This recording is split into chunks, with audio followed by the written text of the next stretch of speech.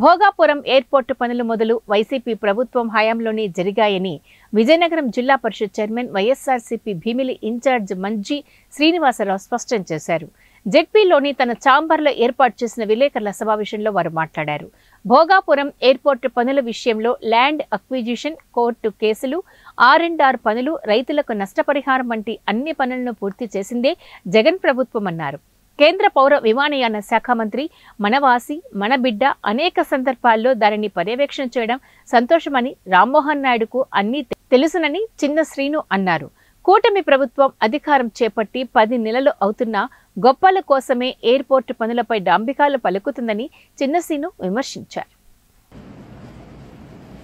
భోగాపురం అంతర్జాతీయ విమానాశ్రయం ఏదైతే జరుగుతున్న ఈ ప్రక్రియ ఉందో, ఈ పనులు ఉన్నాయో, ఇవన్నీ కూడా గత ప్రభుత్వంలో టెండర్స్ పిలిచి గత ప్రభుత్వంలో GMR సంస్థ ఒక L&T అనే సంస్థకి కాంట్రాక్ట్ కట్టబెట్టి ఈ కార్యక్రమాన్ని జరుపుతూ ఉంది.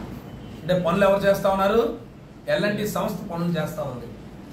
దానికి బిల్లులు ఇచ్చే ప్రక్రియ ఎవరిది? GMR సంస్థ వారిది. GMR సంస్థకి ప్రభుత్వం టెండర్ వేసేటప్పుడు పూర్తిగా వారు భారాన్ని మోస్తూనే వారే దాన్ని నిధులు సమకూర్చుకొని చేసే ప్రక్రియ. ఈ ప్రక్రియ కొనసాగుతూ ఉంది. గత సంవత్సరంలో చెప్పారు 23% మీరు పనులు చేశారు, గత ప్రభుత్వంలో మేము 76% తీసుకెళ్ళామని. 23% పనులు తీసుకెళ్ళడానికి జరిగే ప్రక్రియ ఏదైతే ఉందో,